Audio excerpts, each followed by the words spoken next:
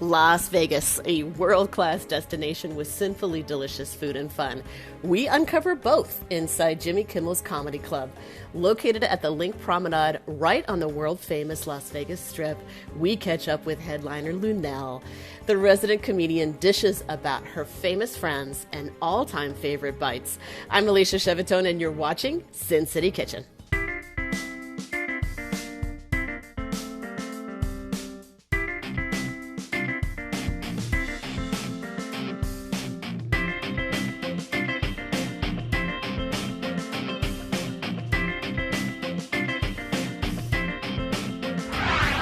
Meet the man who makes your experience at JKCC unforgettable. Davey Galvin is the assistant GM and food and beverage host. Today, Davey will talk about what makes the Comedy Club and its most popular menu items so unique and perfect for Las Vegas.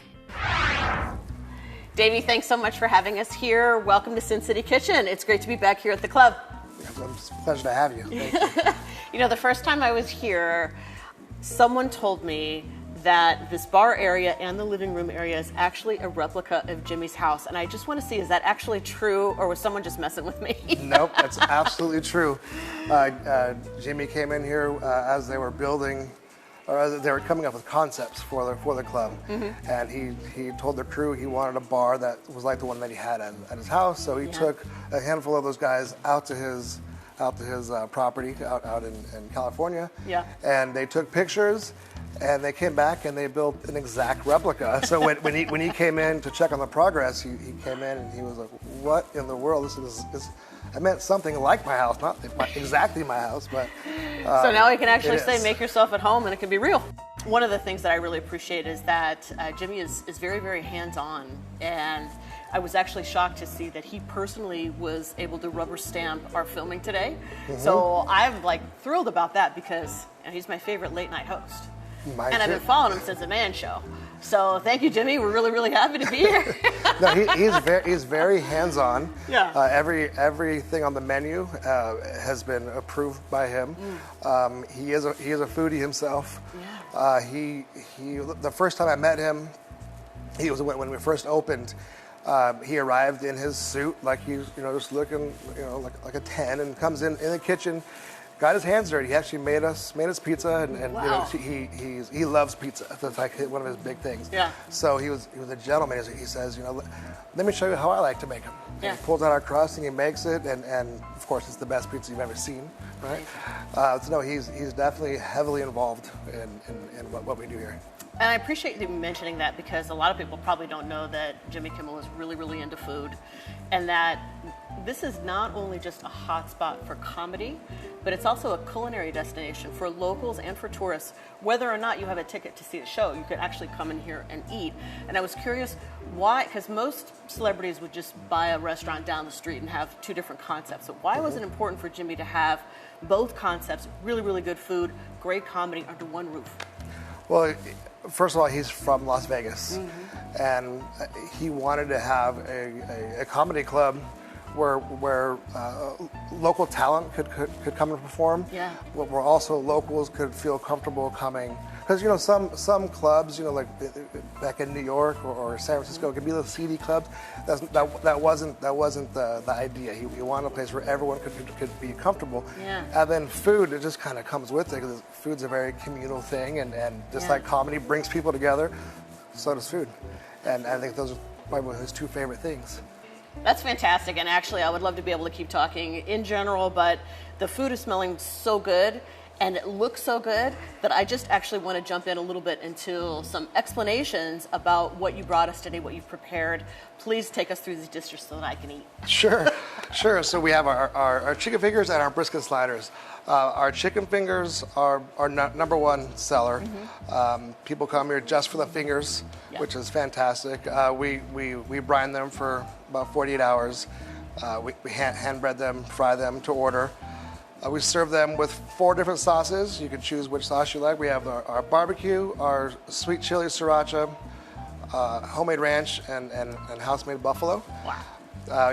These are definitely, you're not going to find another chicken finger in the city like these. Well, and last time I was here, I actually heard that some of the staff actually went from restaurant to restaurant, tasting different chicken fingers, and reported back on what they liked, what they didn't like, so that you guys could actually perfect the recipe, which is amazing. That's a lot of R&D, folks, that's gone into this. So I can't wait to taste them. A lot of thought went into making our chicken. We did. We went up and down the promenade, up and down the strip, high-end restaurants, local bars, and we just decided that we can make a better one. Yeah. And then so.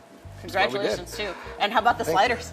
The brisket sliders, this just kind of came about on a whim one night. We were just talking about we needed some sort of sandwich on the menu. And we loved this particular brisket. So I said, let's see what a brisket slider would taste like. Yeah. It's very simple. As dill pickles, the barbecue sauce with the brisket, our coleslaw which is your traditional creamy coleslaw dressing. My favorite. And then we toast the bun, and it goes out just like this. Amazing. So thanks so much for joining us, Debbie. Coming up next, we're going to see the woman herself, Luenell. Come on back. Coming up on Sin City Kitchen, the original bad girl of comedy, Luenell. I cannot wait to eat more of this outstanding food, and I invite you all to come down to Jimmy Kimmel's Comedy Club to enjoy their phenomenal service and hospitality. And also, please get tickets on a Sunday or a Monday to visit my next guest. Her residency is being celebrated with me right here on Sin City Kitchen next. A place full of hopes and dreams. You get anything you want from this city. I like to go, that's why they call it Sin City. I like to go jewelry shopping at the pawn shops out here. Because these motherfuckers get the finger and they get to pulling out granny, wedding ring and shit. I'll be right there to scoop that shit up. Thank you, Grandma. One of my favorite all-time female comedians and food lovers is here today. Luenell is one of the headliners here at Jimmy Kimmel's Comedy Club. And you can get tickets for the Fresh Out of Favors comedy tour happening Sundays and Mondays at 7:30 p.m. Welcome to Sin City Kitchen, Luenell. I'm so happy to have you here. Thank you. I'm happy to be here. Yes, we're at Jimmy Kimmel's Comedy Club celebrating your residency. Yes. Congratulations. Thank you. Very excited to talk to you. And in particular, we have a Northern California connection. I was born in the South Bay. I know you spent many years in the East Bay. We were just talking about the fact that you were up filming your Netflix special, and that the night before that you were at the Punchline. And I saw on your Instagram a picture with Steph Curry, Alicia Curry, and Dave Chappelle. Yes. I was a little jealous for Steph Curry. The other two, they're great. The other two are great. But Steph, my goodness. Steph the chef. Is he the cool person that he is? And ladies, he smells amazing, too. But Aisha is a whole snack. They're very, very cute together. And it's good to see that in the horse world of athletics, which it can sometimes be. But they're very, very loving, very sweet, and it was great to meet them like that. Let's talk about the Bay Area for a little bit, because it's a very culturally diverse place. Yeah. And even if you live in a neighborhood where everybody looks the same, because you're in the community, you are just exposed to so many types of people. Absolutely. So many different types of cuisines. Yeah. And I went to an urban high school, downtown San Jose, Notre Dame High School. And that is when I was really sort of exploding with experiences, meeting Filipino friends, had Hair Bear friends. They called me Weta, by the way. I haven't forgotten Latina friends. Yeah. But that's when I had lumpia for the first time. A lot of really good memories from the Bay Area. And I'm just curious, so when you go back home, like you were just back, not that it's home, but when you go back, what's the sort of food that speaks to you when you go back? Well, first of all, this is going to sound trite, but the best hamburger I've ever had in my life come from a little greasy chain in Oakland called Quarter Pound Burger. Wow. The bun that they have has not changed in all these years, even though the chain there's only a few left, maybe even just one. But I went to Quarter Pounder Burger on Christmas Day. Hey. Christmas Day. Who eats a burger? Me. Guess what? Got the munchies, went back, and it was closed for the rest of the day because it was Christmas. I was going to eat 2 Quarter Pounder, so that, and then there's a barbecue chain of friends that I have. Everett and Jones Barbecue is in Jacqueline Square in Oakland, and I go there, and They got the greatest sauce. They got the best barbecue sauce. So good, I could drink it out the jar. You know? That's how good their barbecue sauce is. So, and then in Jack London Square, if you like, seafood and stuff, there's a place called Scott's. Scott's Seafood. There's one downtown San Jose too. Or at least there was. Yeah. I think it's the same people. Yeah. So they're fun. You know, I get around. Yeah, and you've traveled extensively as an actress, as a comedian.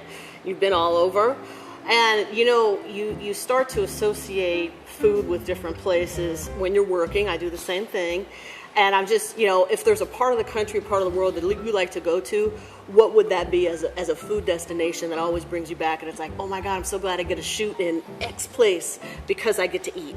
Well, Atlanta. Because of the Southern cuisine, you can soul get, food? like lima beans you can get. Lima bean, people don't hate on lima beans. Lima beans are delicious. And you can, get grits and stuff and things that you can't get, the comfort food type stuff. But also, I like to go to D.C.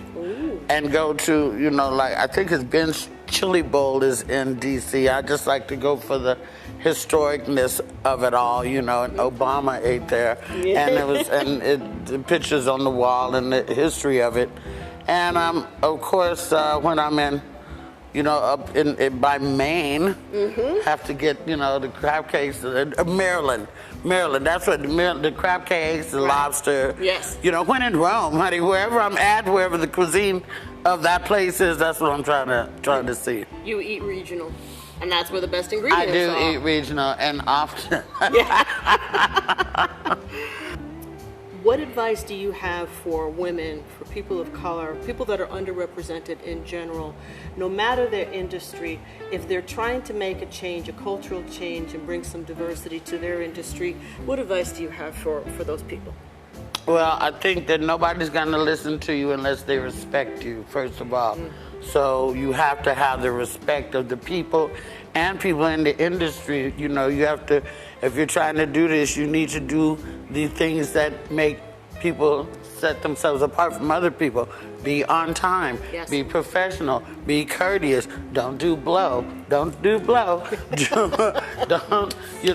drink too much and try to know what you're doing. And then when you get the respect of people, you're able to make more suggestions or make subtle movements and things like that. And it's just a little bit at a time. But I believe that Las Vegas knows what the future holds, and the future holds diversity. Las Vegas doesn't really, as far as I'm concerned, I could be wrong. It could still be old school, underground, I don't know.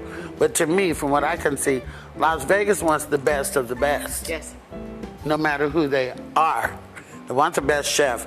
Don't care if he came from Indonesia or if he came from Watts or Chicago. Yeah. They want the best of the best, and people are getting a chance to come here and be that. Vegas is popping like popcorn. It's exploding. And there's work here for anybody who wants to work. If you're coming, you're dedicated, and you have, 1 million followers, that don't hurt. Not me. I do. She does. Congratulations on that. That's amazing. That's amazing. I don't know how that happened. Amazing. How does food unite us, and how does food divide us? I was just listening in the car on the way here, and on the radio they were playing Dear Mama by Tupac. And he has a line that says, Mama made miracles every Thanksgiving, which to me resonated with me, because you can have a great Thanksgiving even with what you got. Maybe you may not have a turkey, you may not have a ham that year, maybe you just have green beans and mashed potatoes or something like that, but that's your Thanksgiving. So I think that food unites us because everybody needs it, first of all, and I think that it is a comfort type thing to sit at the table. That's always been like the heart of the home, at the table. And I think that people relax and are themselves when eating, and it's a happy environment when the food is good. Now, if the food's not good, that's a whole nother show. But I think food can divide us also, because a lot of stuff that is known as maybe a culinary delight or a delicacy in other countries. It looks like something of Fear Factor to us, and vice versa, I'm sure, you know. So I'm not open to just, I'm not one of those girls just try anything. Oh, these cockroaches are delicious. They're a delicacy in our country. Miss me with that. These worms, no. And I saw some stuff on Instagram during the corona. I don't know. There's some things I'm slowing down on a little bit. I'll tell you off camera. But it can divide us in that way. But food is great. Everybody needs it, and everybody makes it. Feeling like you're at home, and the joy of that when you get to share food with people. I want to congratulate you again on the purchase of your home here in Las Vegas. Very, very exciting. But you realize that now that you're a resident, you're going to have to hear a lot more local people bitch and complain about the Strip and what it means and the traffic and all this and that. Then move. And I mean, I'm sick of it. I just want to let you know. Move in. Ain't nobody got no gun to your head to say move to Colorado or whatever you want to do. Get out. We need the room. If you don't like it, leave. You know what it is. Well, it's just like I live in LA and Las Vegas. Yeah. Los Angeles traffic. This is nothing compared to the LA traffic, which is nothing compared to the New York traffic. If you know what it is, you deal with it. I don't know, eat an edible, do whatever you got to do, but just don't try to rush anywhere. Right.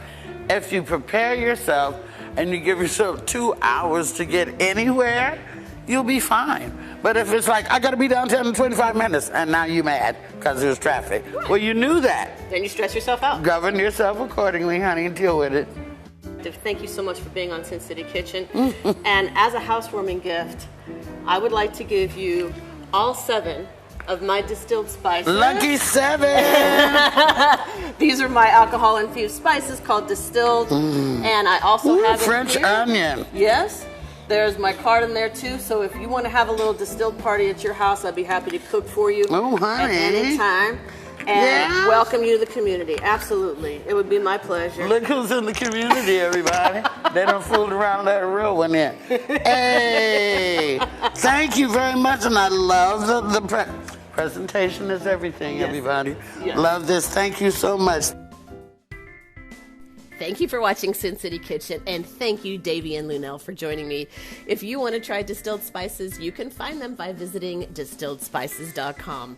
Check out my latest sinfully delicious recipes, cookbooks, events, and appearances at dingcuisine.com. I'm Alicia Shevetone. See you next time right here on Sin City Kitchen.